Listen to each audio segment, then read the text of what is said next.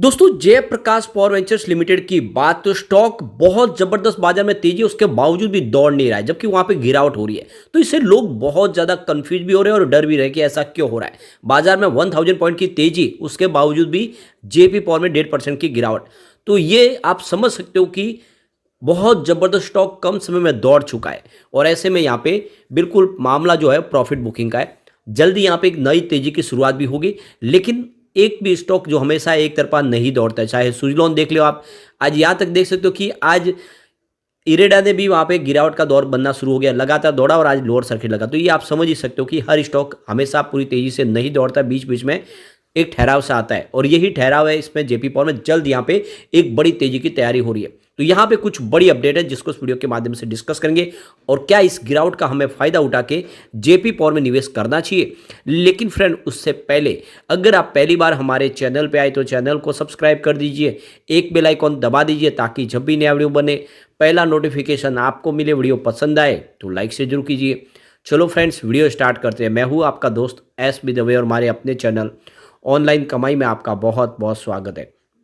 सबसे पहले अगर हम बीएसई सेंसेक्स की बात कर ले तो आज 71,483 के स्तर पे क्लोजिंग दी है, जहां पे 969 पॉइंट की बम्पर तेजी थी, यानी 1.37% की तेजी। बाजार बिल्कुल बुल रन के हाथ में है और बाजार दौड़ रहा है, एक तरफा दौड़ रहा है क्योंकि तेजी बहुत जबरदस्त है और एफआई का साथ मिला हुआ बाजार को इस समय। आज इंट्राडे में 71,605 का स्तर भी हमने देखा है, तो लगातार तेजी बनी हुई है। और जेपी पावर की बात की स्टॉक की शुरुआत भी बिल्कुल फ्लैट 14.30 पर जो कल की क्लोजिंग थी। इंट्राडे में 14.55 का हाई भी बना, तो तेजी तो बनी लेकिन ऊपर के लेवल से प्रॉफिट बुकिंग आ गई और इसने 14.10 का लो बनाया और यहीं पर क्लोजिंग हुई 14.10 पर 1.40% की गिरावट के साथ। तो बिल्कुल ऊपर के लेवल से दबाव देखने को मिला है।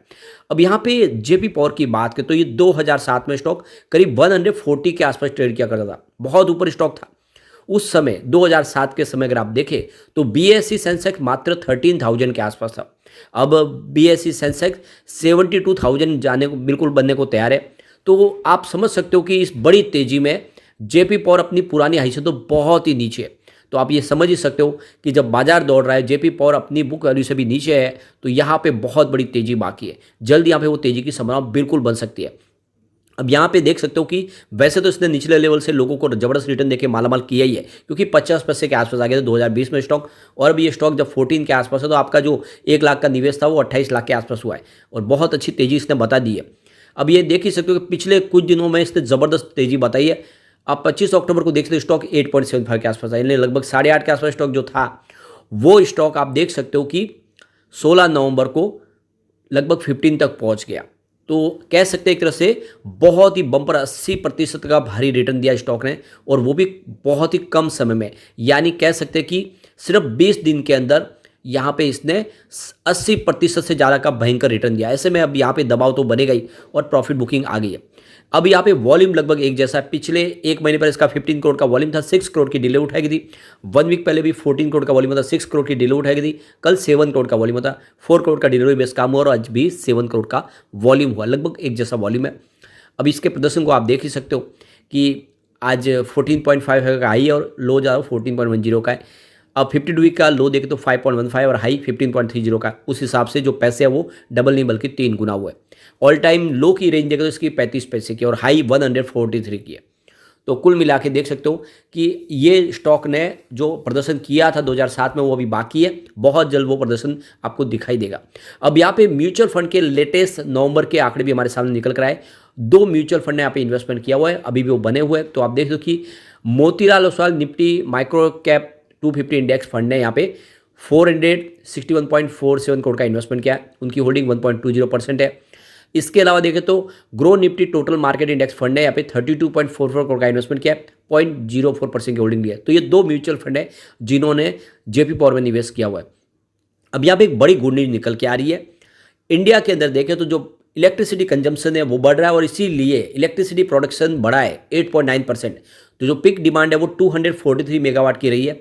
तो यहाँ पे जो लेटेस्ट अपडेट निकल कर आई है उसमें ये इशारा हो रहा है कि जो 136 मेगावाट के आसपास इस्तेमाल होती थी 2014 में जो बिजली का जनरेशन हो रहा था वो 243 मेगावाट तक पहुँच गया है 2023 तक।